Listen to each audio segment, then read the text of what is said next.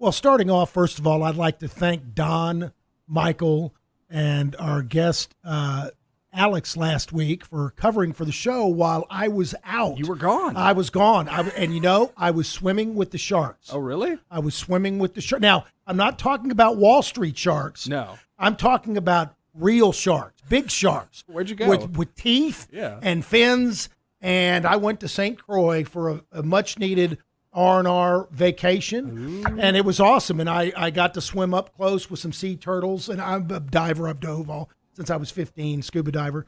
And I got to swim with about 6 or 7, 4 to 5 to 6 foot black-tip sharks. And a nurse shark literally was about 3 feet away, and it was about 7 feet long. Wow. It was pretty cool. Nurse shark's pretty docile, though. You don't have to worry. It's not like Jaws or Great White.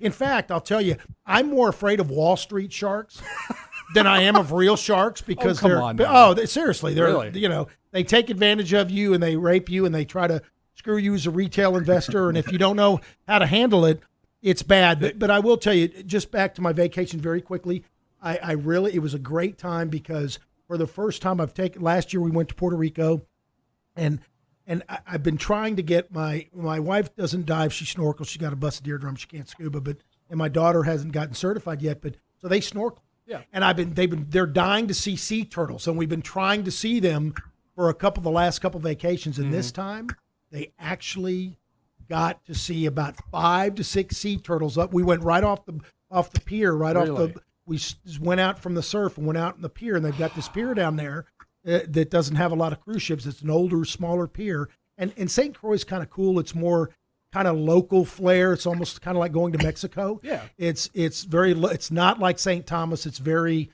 ritzy and tourist, and everything's modern and clean and just, immaculate. Wow. And then St. John's, it's just really exclusive, and you got to take a boat to get there unless you got a billionaire private plane.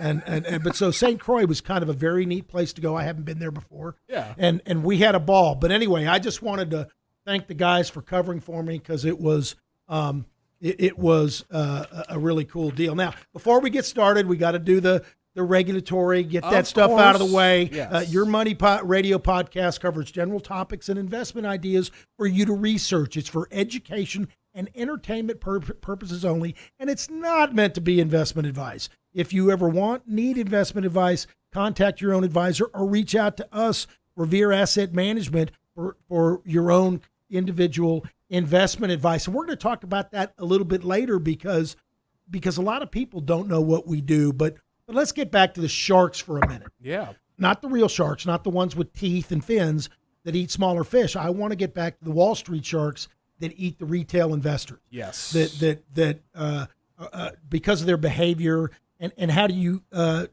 handle that? So, lately the market's been pretty tough. We had a big sell off, and then all of a sudden we had this big monster rally just in the past week or two, right? And so a lot of investors that got defensive probably a little too late are now wishing they were in and aren't participating in this rally.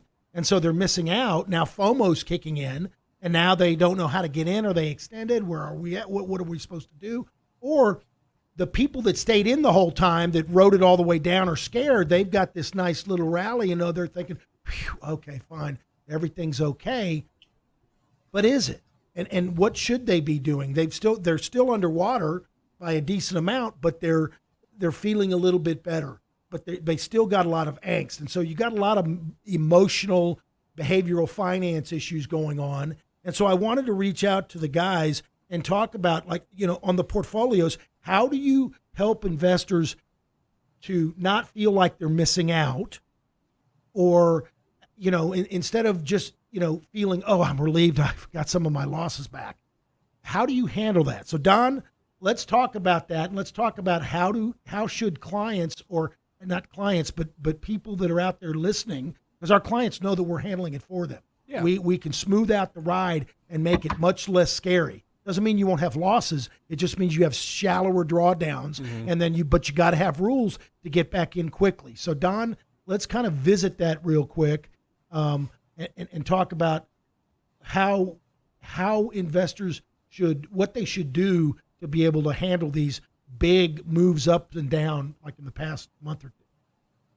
Well, first of all, I want to point out there was a shark sighting on CNBC this morning that a client texted me about. Anthony Scaramucci was on telling everybody that if you miss the 10 best days in the market, about how your returns are just decimated. Shockingly, he did not mention the 10 worst days in the market, which are pretty much sandwiched with the 10 best days. So avoid that shark. I don't, the only time I watch CNBC, and I advise anybody that's listening, the only time it's worth watching is when there are big economic numbers to come out or a Fed decision.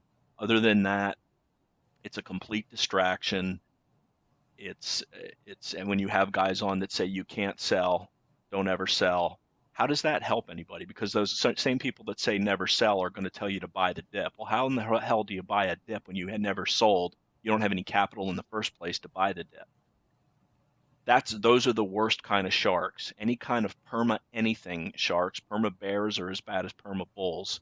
So those are the sharks to avoid. And there was a shark sighting this morning on CNBC.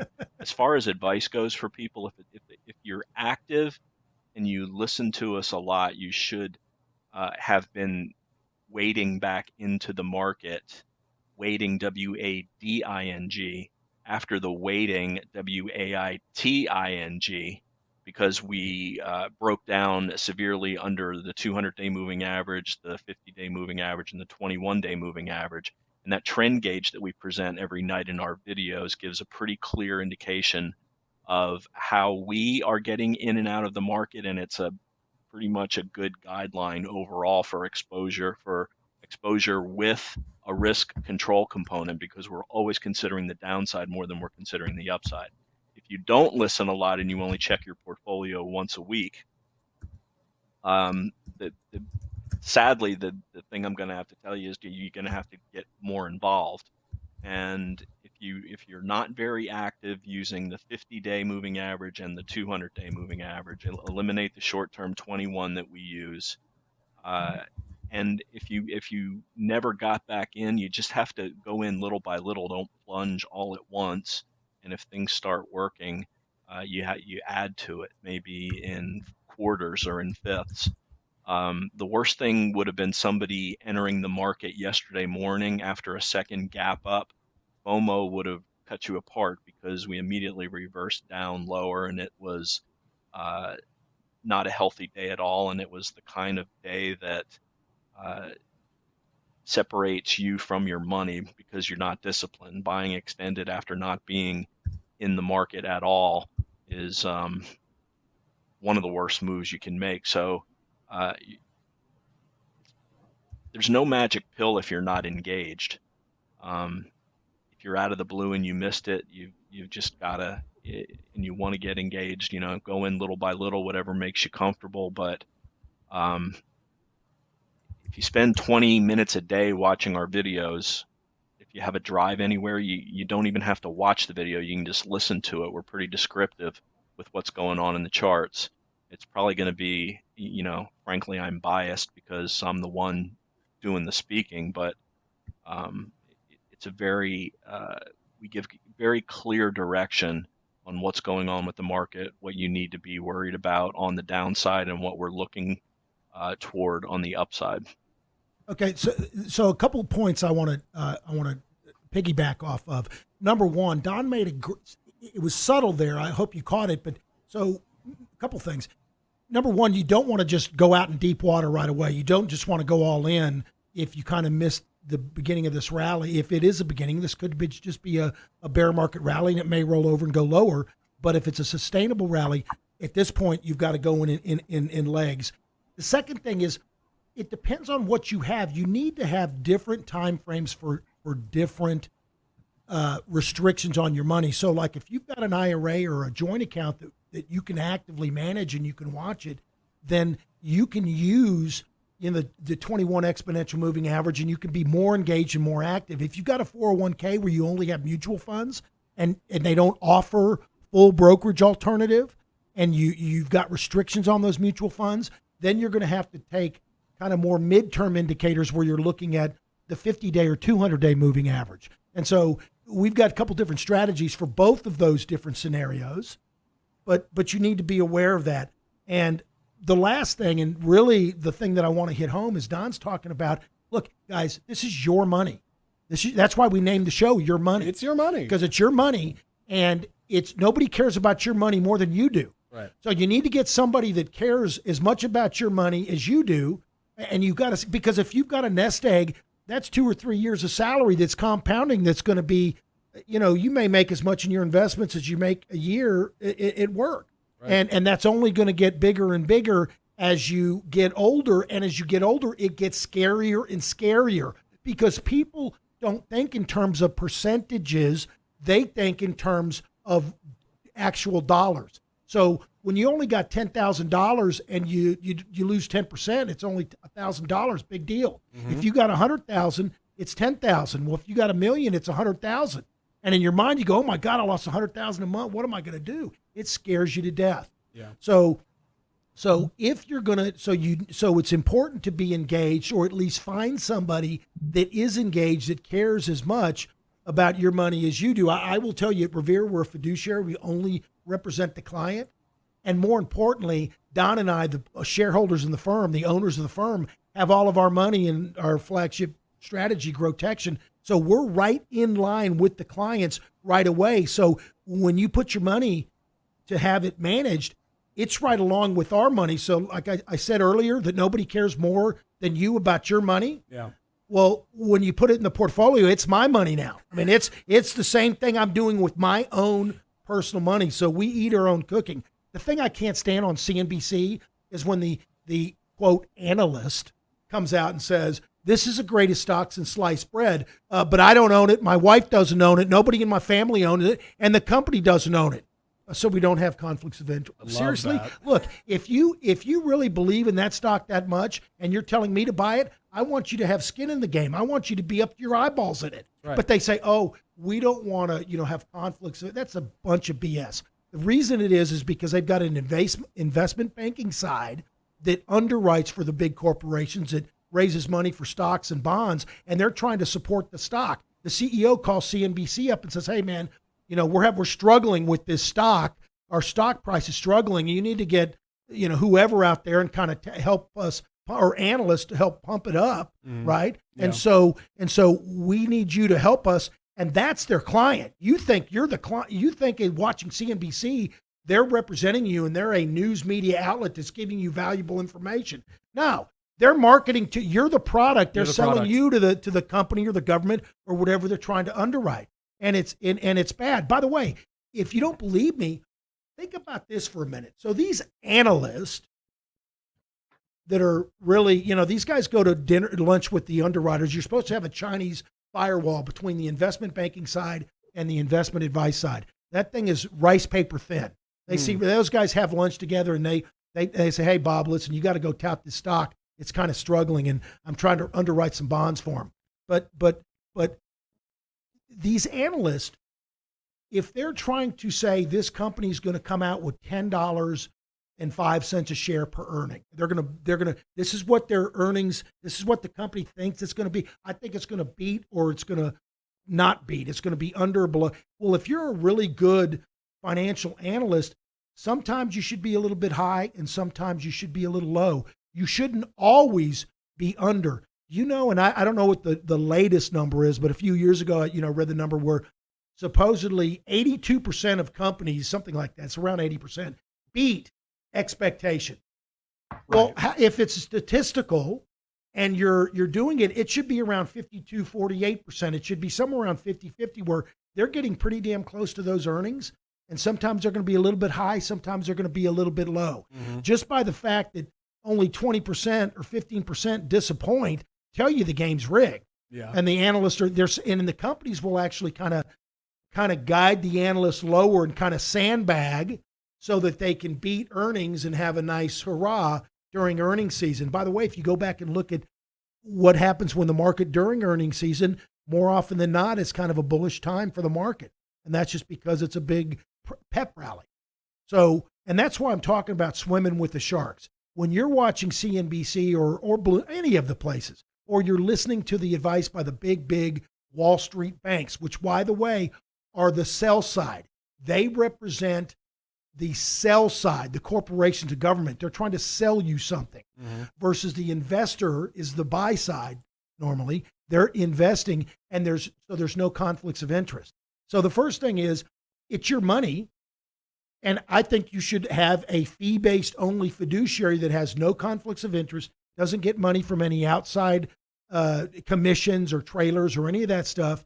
And it's not that you can't be a good manager for somebody if you're a broker, if you have your Series 7, but there's still conflicts of interest in me as the investor. Now I got to look over my shoulder, and I always got to wonder, is this guy really representing me, or is it his anniversary and he's trying to buy his wife a nice piece of jewelry? I mean, what you're always going to be wondering, because look, we're not, sometimes a stock's not going to work out. So if we buy something and we sell it for a small loss, because we keep our losses small, leverage works both ways. People aren't wondering, well, did Dan, did he, what? You don't have to worry about that. Whereas with a broker where he's making commissions, buying and selling, you're wondering, what is the real reason? Can't help but wonder. Yeah, you can't help but wonder. And so life's too short. It's just easier without conflicts of interest. Okay. But the main point here, the main overall theme of this was actually, are you swimming with the sharks? Are you swimming with the sharks, or are you kind of insulated? You have a wetsuit and a bang stick, and you've got your armor on. Right. So you can push back on all those stupid stories. Like if you miss the 10 best days in the market, by the way, all 10 of those days were in bear markets. Every one of them. I'll bet they were. Number one. Number two, just explain to me, Don's a seasoned trader. So is Michael. How do you actually selectively pick out that one day and say, okay, we're taking this one day out of all these 20 days in a row. We're going to pick this one out and take it out. We're going to take this one out and take it out. Yeah. By the way, the worst 10 days in the market, one was like 1932 in 1929. One was ago. 1987, the crash of 87. Yeah. There were a few in the 70s, during the bear market. Sure. One in the tech wreck, the economic crisis.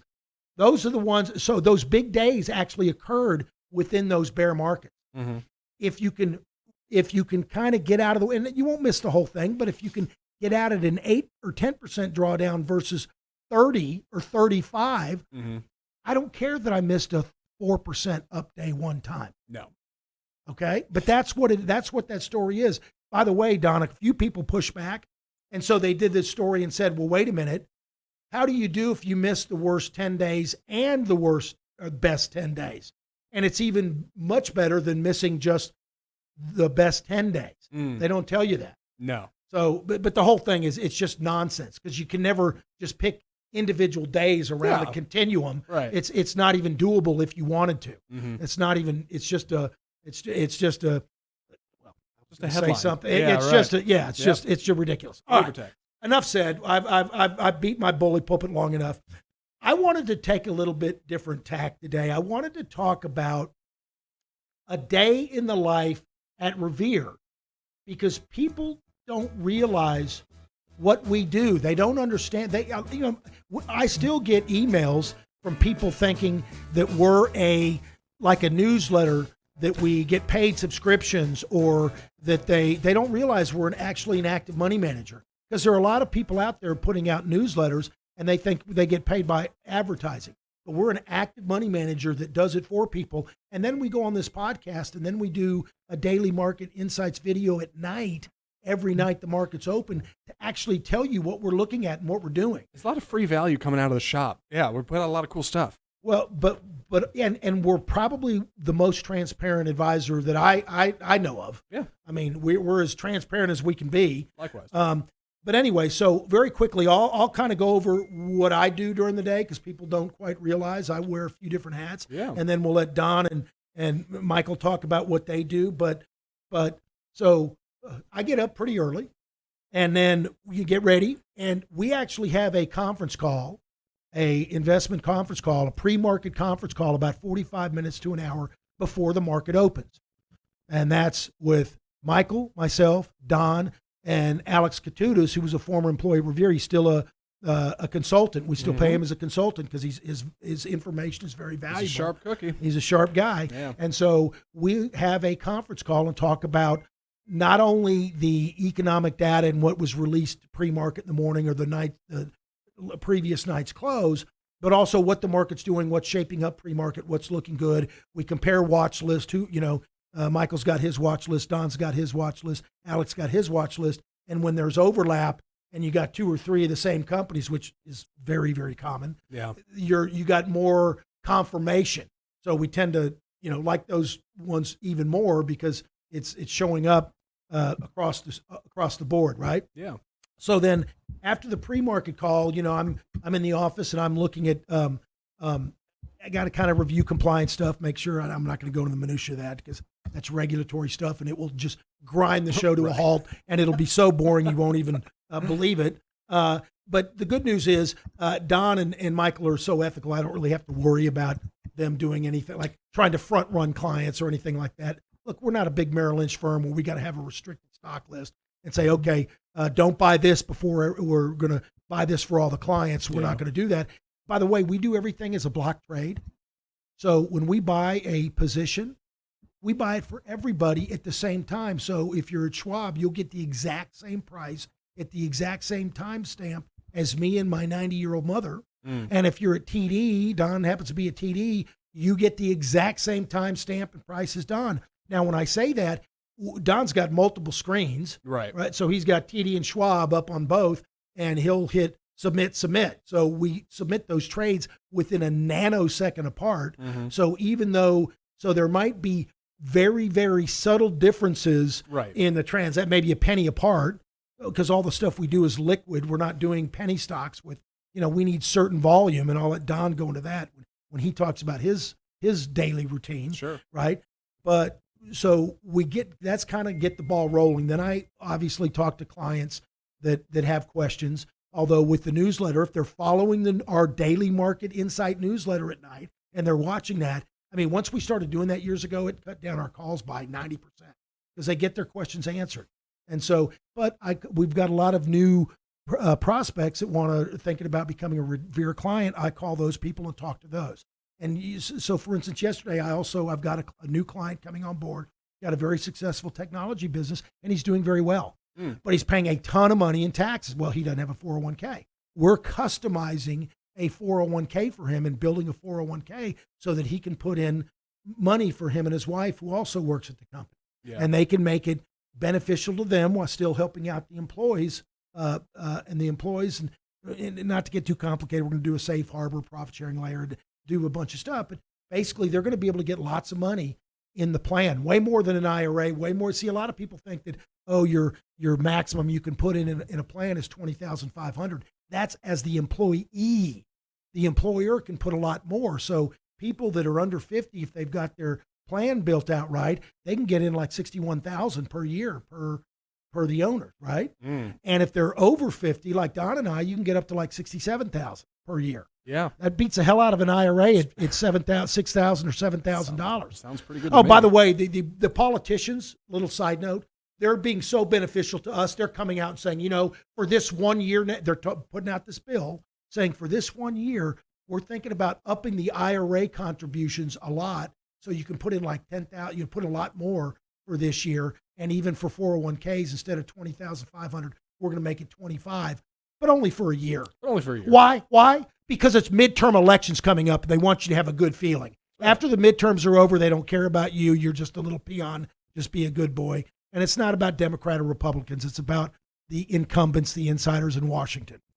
I digress. I couldn't help it. I had to throw that in there. Had to sneak it in. You had to sneak it in there. Yeah. Anyway, so I had lunch with this client, a long lunch with this client and a CPA tax attorney, who, by the way, also happens to be a client, and he's helping us because he's going to take over doing the guy's taxes because his current CPA is really just a historian for the IRS and is not doing any proactive, forward-looking planning. Yeah. Which, if your CPA is you just take your information to your CPA and say, here's my stuff. And they say, okay, thanks a lot. Here's the taxes you owe, and here's my bill. Yeah. Consider getting a new CPA. Right. A good CPA goes, how are you structured? Where are your revenues coming from? Where are your expenses? And let's look at going forward and figure out what we can do for this next year, the next 2 years. If you're not planning in advance, you're just going to pay the most. Just get used to that. So anyway, I did that. We had that problem. Then I go back to the third party administrators, Yep. the TPAs, a glorified accountants for ERISA plans, 401k plans, because it's very complicated. And I kind of go back and forth with meetings on them on how to finalize and kind of tweak this plan so that it benefits these guys. It takes care of the employees as well, but it benefits the owners of the company. And so, and then later, if I had time, didn't have time to catch the going into the close last hour call. Sure. If I do, I will, but a lot of times I don't. But those guys have that. Again, I'll let Don say that. So I really am the compliance guy, making sure everybody's doing the right thing. Fortunately, we're a small company, and I get to hire the employees and make sure they're ethical. I do background checks before I hire them and all that kind of stuff. Yeah. By the way, you passed, Michael, so you're good. By the way, No felonies in 3 different states, so you're hired. not sure if you heard. But so I do that, and then I do the planning. So we actually have a software system that downloads from Schwab and TD every night. Yeah. That actually tracks performance tracking, all kinds of stuff. But then they also have a portfolio, like a planning software that they can feed into, so that we can run scenarios, Social Security, retirement scenarios, education. I mean, it's pretty cool. Yeah. I can even turn it on for the client, so the client can go in there and put in their budget and play with the numbers and kind of do scenarios. So it's a very cool, it's total holistic planning. And we really don't talk about that enough. Don's right. He mentioned to me a couple days ago, listen, I've got these emails and a few people are saying, what do you guys do? And we really don't talk about it enough, because we always try to talk about the markets and what the markets are doing, and how you, the investor, should either be careful or get a little more aggressive. Yeah. Because the markets, the risk is either high or low. And we made it so much about them that we've neglected to explain how we can help them. And so they don't really know what we do. And obviously we talk about the portfolio management, but we don't talk about the other planning. And I mean, we're a complete holistic planning firm. And I've got a deep background in accounting and estate planning, and all the way to family limited partnerships, family foundations, wills, trust, all that kind of stuff. We never talk about that because it is so boring, and it would grind the company show to a halt. But anyway, so that's my spiel. Mhm. Self-serving, sorry folks. No. But now I'm going to throw it over to Don and then Michael about their day, because their day in the life is much more fun. That's right. Because they get to do the market stuff. So Don, you're up, brother. So my day starts off on doing a bunch of administrative work. There are files that we download from TD and Schwab that update all of the positions and the sizes of all the various clients. And that's done primarily to make sure that we know the correct amount of shares that we're buying when we do a block trade. Dan talked about block trades before. So if we decide we want to buy a 4% Apple position, this tells us to the dollar the number of shares that we need to buy. And then the software allocates it, as Dan said, the same price for everybody, including the partners in the firm, for the same clients. It's all bought at the same time. So those spreadsheets get updated, some files right out of the way. Then I'm looking for pre-market news and how that might impact either how we're positioned or potential positions that we're looking at. I create the tail of the tape template. We call it the TOT in-house, TOTT.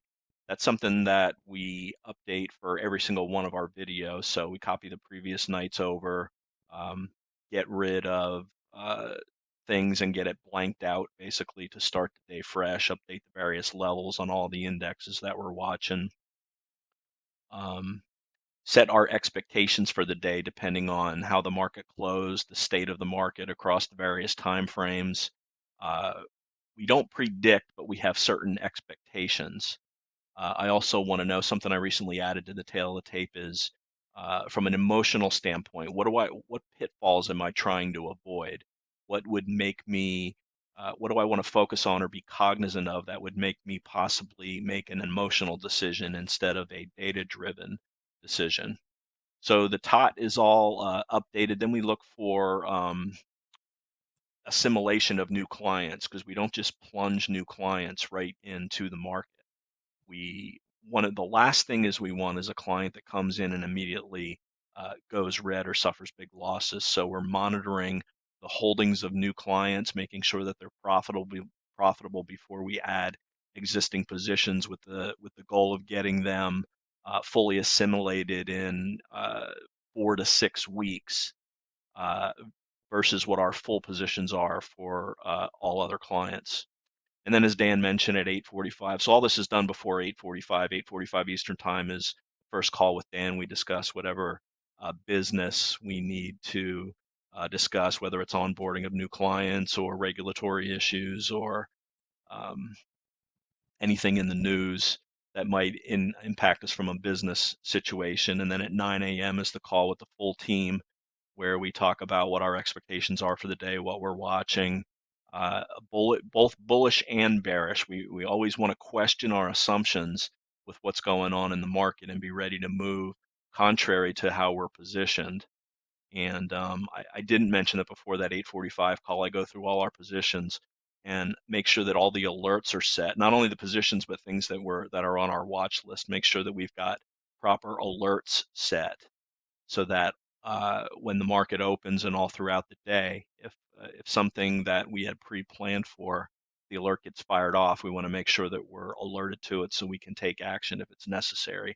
And that's really something that we're doing all throughout the day, is alert maintenance, maintenance on our watch list, research on individual topics or firms, assimilation of new clients, and just an exchange of ideas constantly going on between the team. Um, After the market opens, I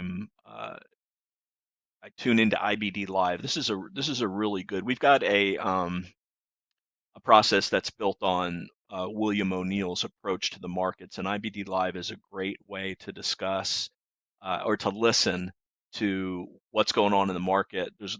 They do a good job 10 minutes before the market open of updating any news that we might have missed in our pre-market reviews, and really hammering home the the process, the details of the process, making sure that you don't get lazy or you don't take something for granted. So it's a good overview that runs for the first 90 minutes. I'm usually listening to that in the background while we're monitoring what's going on with our portfolios or anything that we want to buy.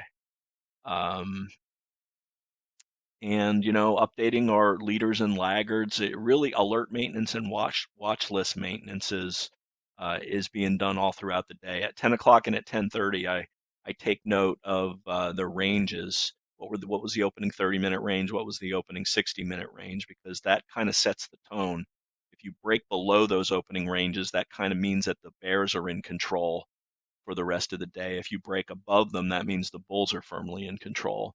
So right now, our opening ranges were 42.23 to 42.36. We're trading at 42.44 on the S&P. So the bulls, and this was after a gap up this morning of 0.5%.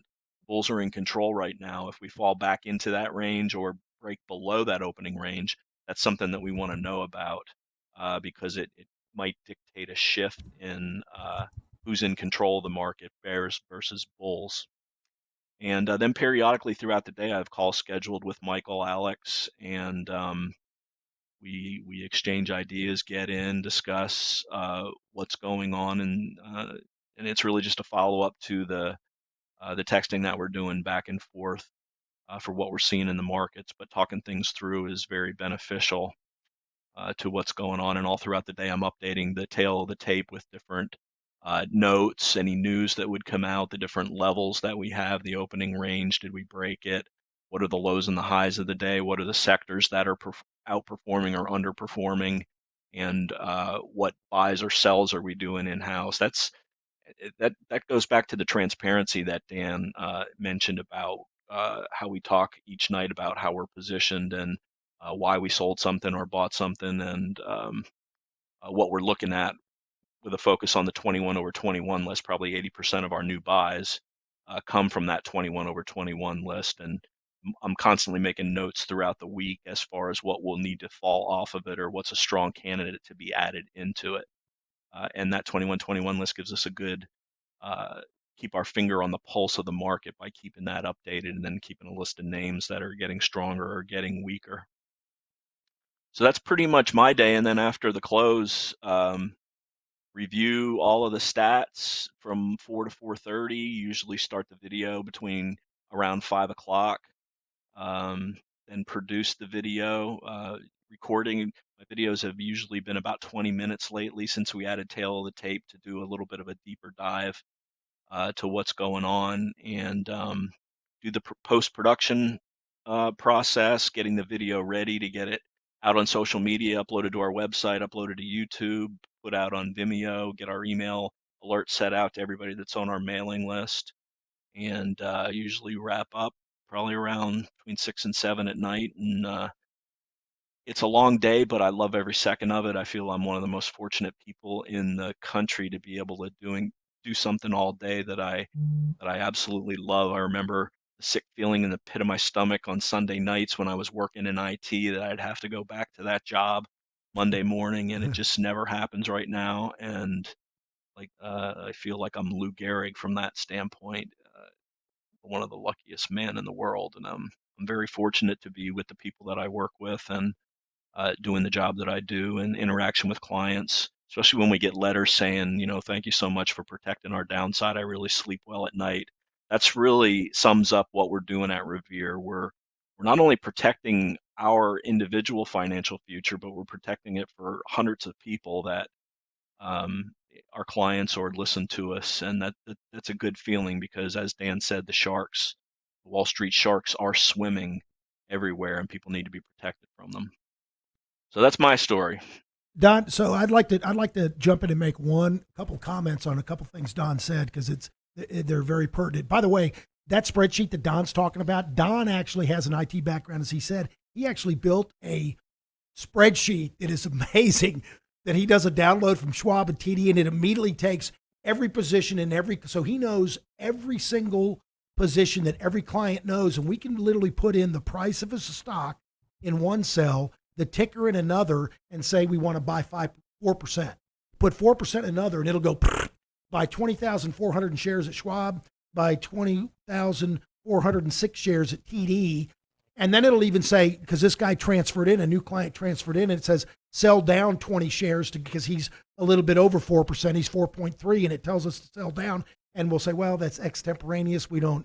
Or if it's too big, if he's got a huge position, we might trim down. But it lets you know, so we're constantly monitoring. And that kind of dovetails with my other comment, because I get this all the time. Clients go, what do we do when we're about to transfer in? Do I need to liquidate everything before I come in, or do I need to? Well, it really depends on the market, because sometimes if the market's very, very dangerous, you transfer over, there's a blackout period where you can't make any changes for 3 or 4 or 5, 6 days on either side. Right. And so if the market's kind of tenuous, I might say, raise about 30, 50% cash just in case, be a little defensive. Sure. But the main thing is when securities transfer in, when stocks transfer in, first thing Don does and Michael did, they look at it and they go, okay, this is a dog, this is a dog, this is a dog, sell, sell, sell. These three are acting right. And so Don will set alerts of where they would sell, like we don't use hard stops, we use alerts, and then we can put in an order to sell it, because the sharks on Wall Street know where your stop. The old adage on Wall Street is the market makers know where the stops are. The old adage is, oh, well, don't worry, there's always the stops. So they take it down just to that stop, you get hit, and the thing races up.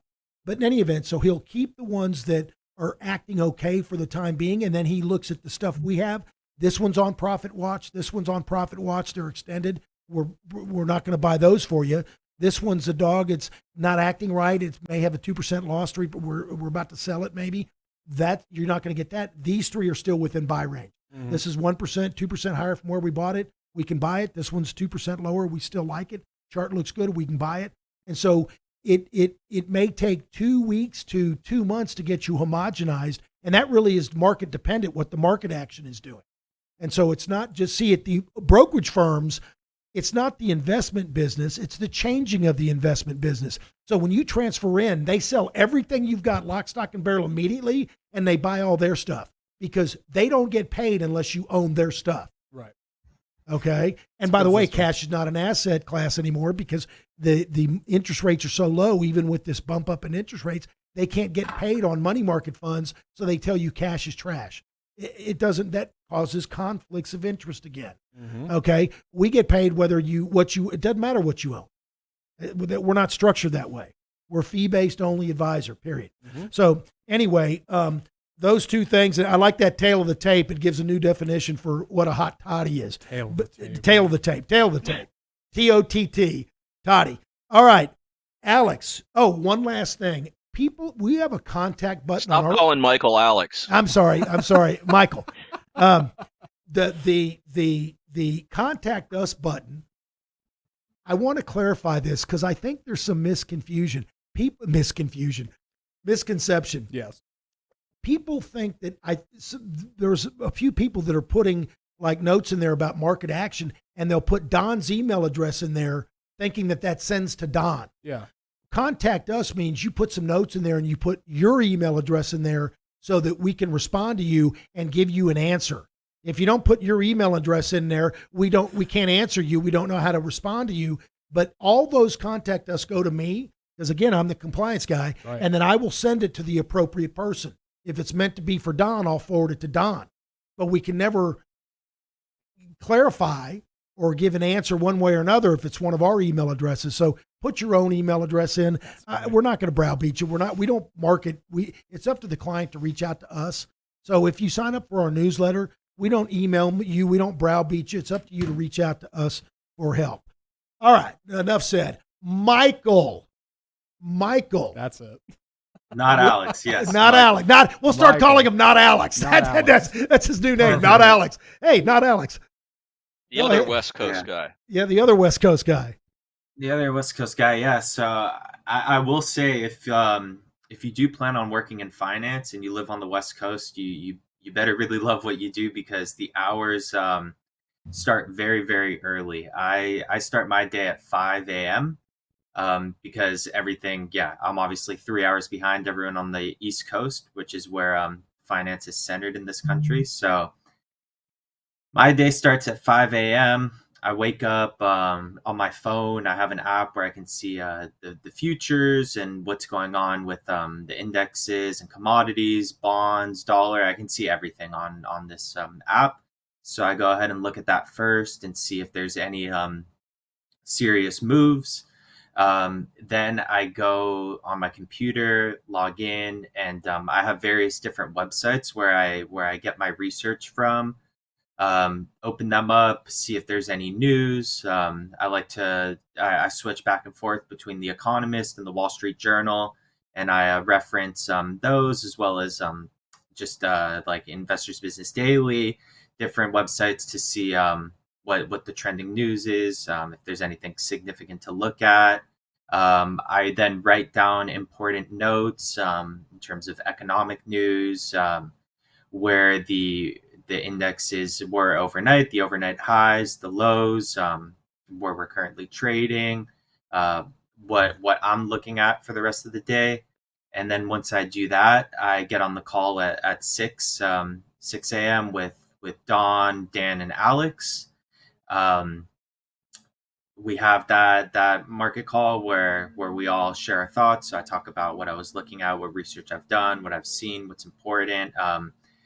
And then after that call, during the day, I spend most of my time doing fundamental analysis and research on potential investments. So at Revere, we are very technically driven. We do base a lot of our investment decisions on the characteristics of the chart and what the stock actually looks like, supply and demand, volume.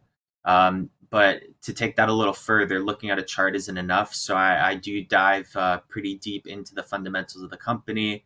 I'll look at any SEC filings that are out, any quarterly reports, their annual report, investor presentations. I have a Seeking Alpha account, so I go through that and just see if there's any interesting reports or information that I may have missed or didn't know enough about myself. I'll go on the company website and just see what it looks like, see if it's interesting. And then based on that, then I come up with keep updating my watch list and have another 2 calls with Don throughout the day. So after at 9 a.m., we speak again about any developments, any trades we're thinking about taking, and then at noon, similar kind of thing, just to wrap things up. We, as well as the accounts that are all managed together on through an account that the trades can be blocked and then allocated. I have to go in and every time Don makes a trade, I have to go into these separate 401k accounts and input the trades manually. So that's something I do as well. If we're pretty active, I spend a lot of time doing that during the day. And then after the market close, I make a little video just like Dan. I've been making practice videos at the moment just because I only just started 2 weeks ago, but probably next week or the following week, a few times a week, I'll be posting my videos where I do a summary of the action during the day, any trades we took at Revere, what we're looking at, what certain key moving averages, certain economic events, just anything that can really affect the market that we think is critical. And then once I've done that, I spend the rest of the evening, again, updating my watch list, screening on MarketSmith, seeing I have different screens on MarketSmith where I can do a screen based on relative strength and see which stocks are performing the best in terms of their relative strength. I can go through earnings, see which stocks have the greatest earnings growth and momentum. And then going through all of that, then I pick the ones and add them to my own 21 over 21 list that that then I use that to like classify the best opportunities. And then again, the next day I'll go into that fundamental analysis and really do some research on the company to see if it's more than just a good looking chart.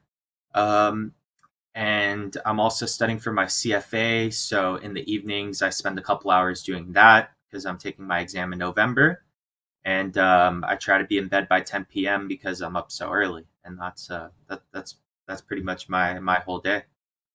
All right. Well, I appreciate, by the way, folks, when he's talking about the phone call at 9 o'clock and then again at noon, that really is kind of Don's noontime heading into lunch and the pre-market call an hour before the close. And he does a lot of fundamental research because the fundamental research feeds into the watch list. You have to have certain fundamentals to even make it to the watch list. And from there, then they screen all of the stocks that made it on the watch list for technical approval, technical analysis for timeliness. So just because it's a good fundamental stock doesn't mean it's timely right now. It doesn't mean it's you got to separate a good stock to make money versus a good run business that may just not be timely at the moment. So that is such an important concept because William O'Neill said, you can have two identical charts. It's not the chart that makes the stock a double. It's the story behind the chart. And that fundamental analysis and the N in CanSlim, new product, new economic situation, new management, those are the things that drive the demand in stocks when you're in a bull market. And that's what separates the leaders from the laggards is the fundamentals behind the chart. Very important concept. Exactly. But with that said, then again, price is truth. Now, yes. Price should reflect those good fundamental stories. Right. We buy, as one of my rules from last week, we buy on fundamentals and technicals, but we only sell on technicals. That's exactly right. Have the story. You've got to have the N to get in the door. But even with the N, you'll be shown the exit if the price doesn't support the thesis. Right. Like we always say, it's okay to be wrong. It's not okay to stay wrong. Now, so we're about to go into the market recap, like what we're seeing right now in real time in the markets and kind of the strengths and weaknesses. But right before I do that, I want to ask you a question, the listener. Is your advisor, hopefully he's not a broker, but your advisor, are they watching your money as closely as this? Or are they out going and playing golf and just, just mingling? Is he an asset gatherer, or is he a technician in the markets that's finally tuned into the market and watching the account closely anytime the market is open? And when you call him and say, why did you do this? Oh, well, because we bought this, it broke up on high volume can he answer those questions? Can he answer where the indexes are and how much risk is in the market, and why you're fully invested, or why you have 25% cash? Or does he hee-haw around and say, let me get back to you? Because he's got to call the mutual fund manager because he farmed out all the management and he's not managing it in-house. That's the question you need to ask yourself. So with that in mind, we're going to go to Don right now and we're going to review the markets. And then Michael, not Alex. Now I got it in my head. No, now you're stuck. Okay. So we're going to go to Don and then not Al. I was almost said not Michael. Not Michael. And when you hear these guys, does your advisor sound like he's in tune, or her sound like he's in tune with the markets to this degree? All right, Don. So the big economic news this week, everybody was pointing to Wednesday morning, was the inflation data coming into. There's been a lot of people talking about peak inflation. 2 CPIs ago, inflation disappointed, meaning it was higher than was expected, and the market took a big leg down. The prior CPI report, the news was a little bit less bad. The market worked its way higher. And this past Wednesday, we had a CPI report that was better than expected, indicating lower inflation, and the market that kicked in another leg up. So then the question is that a bull trap? Are we just trying to suck the bulls in, and then the market's going to go lower? And the evidence right now was a higher day on Wednesday, good reaction to the CPI, was a gap up, closed well. Then we had PPI Thursday morning, which is producer price index, that also supported the CPI data. And we had a gap up at a negative reversal. So now you have to start thinking, is this a bull trap? Are we going to head lower? But Friday's action has been very strong.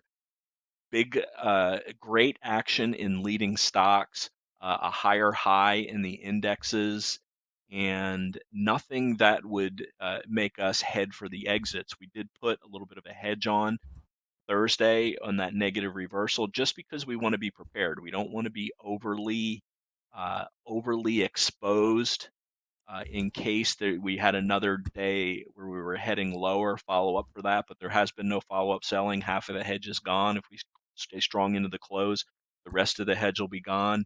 Now we're coming up on the 200-day moving average. The mid caps actually touched that level yesterday. Do you want to switch to charts, Zach? Got it. Here's the mid cap index. This was the first one to hit the 200-day moving average. Still a little bit below it today. You can see our alert set in case we get back to it. Let's go to the S&P 500. 150-day moving average, which is another key level.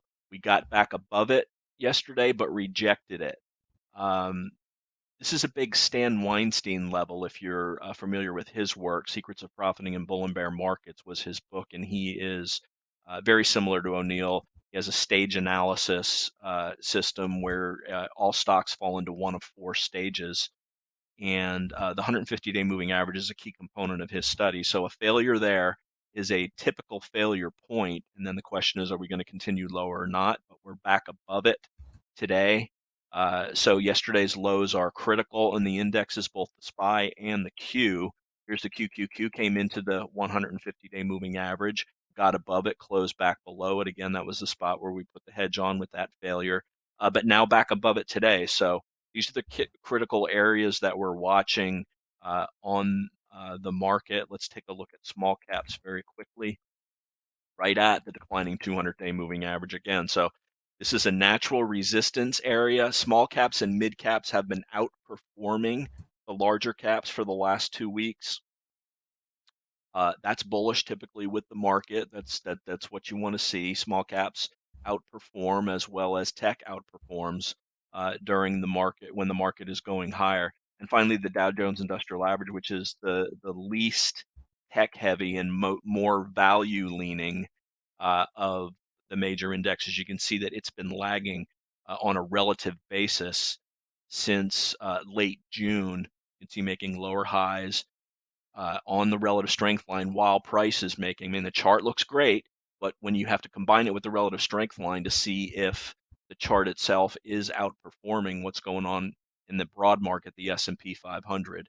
And in this case, it's not, but that's very typical when things are up. You expect the Dow Jones to underperform when the market's going higher. It'll outperform when the market's going lower, just the opposite of the NASDAQ 100.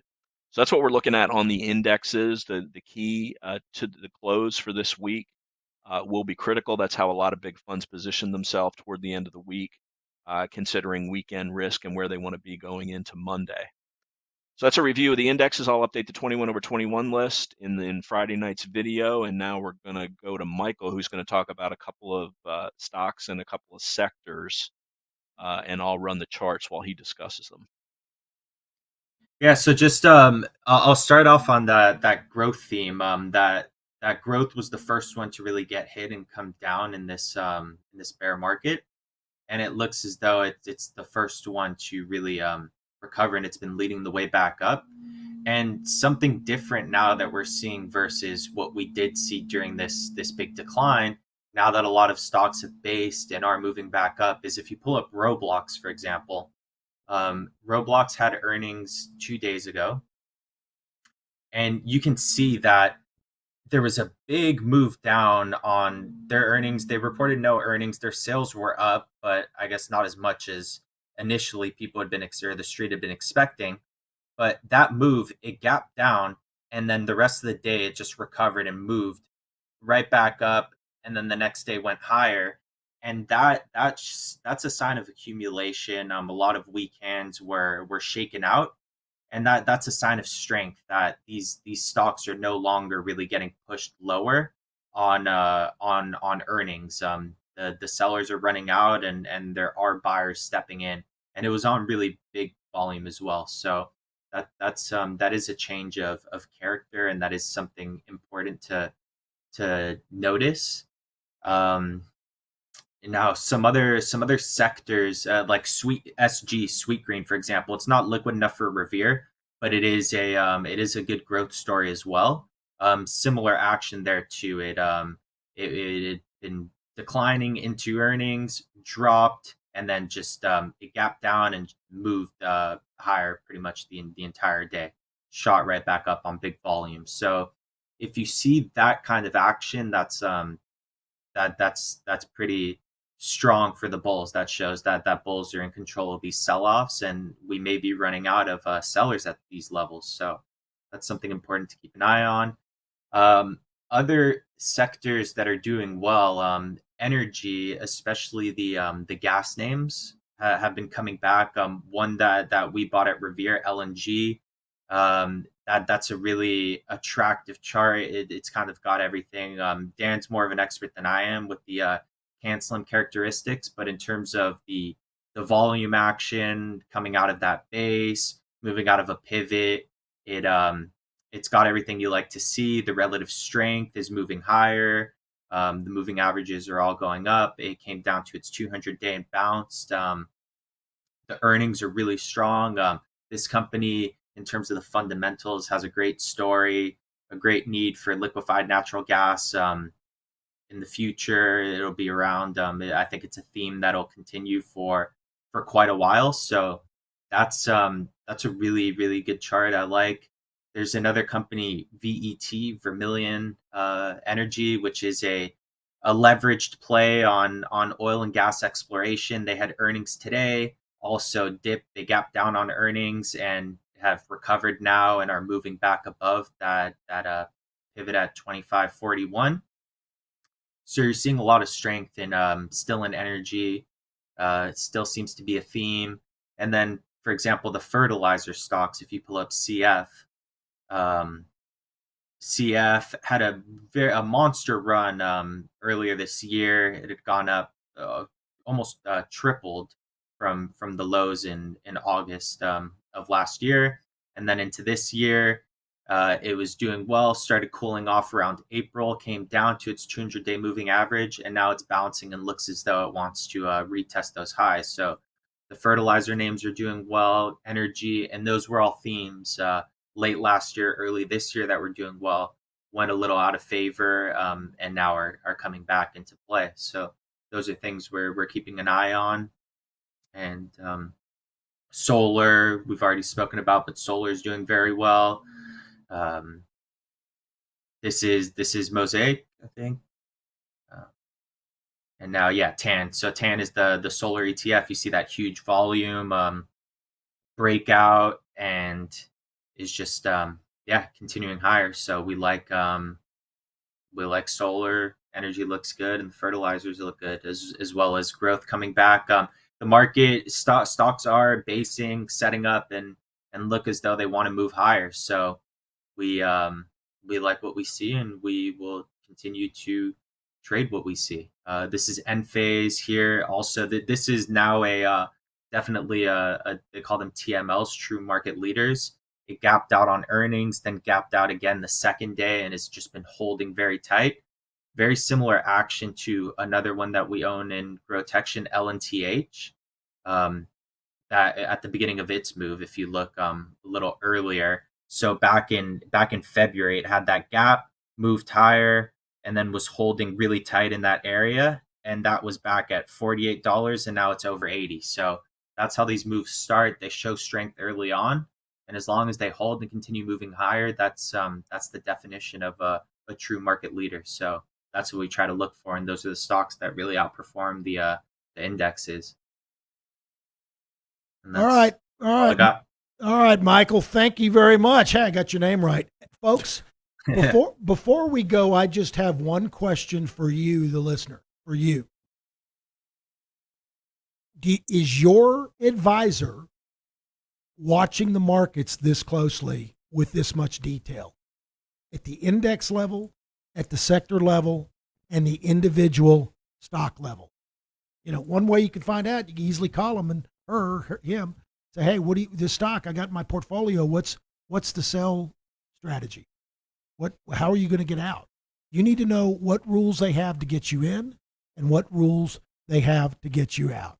All right, enough of my bully pulpit, folks. Have a very, very nice weekend. Be sure to tune into Don's 21 over 21, the big show. He does that on Friday night. It's a great week recap for the week, and it's a great, again, you can just go to revereasset.com.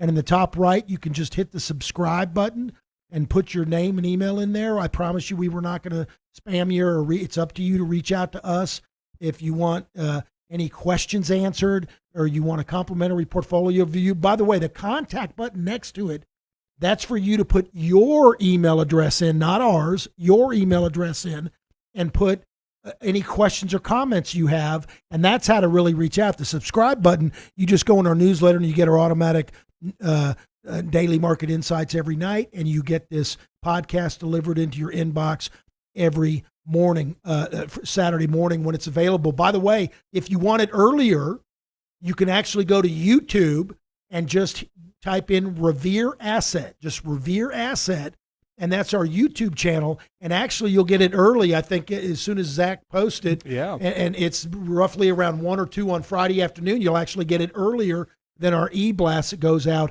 normally on Saturday morning. Folks, listen, if you like what you heard, please tell a friend, tell a neighbor, just send them to revereasset.com.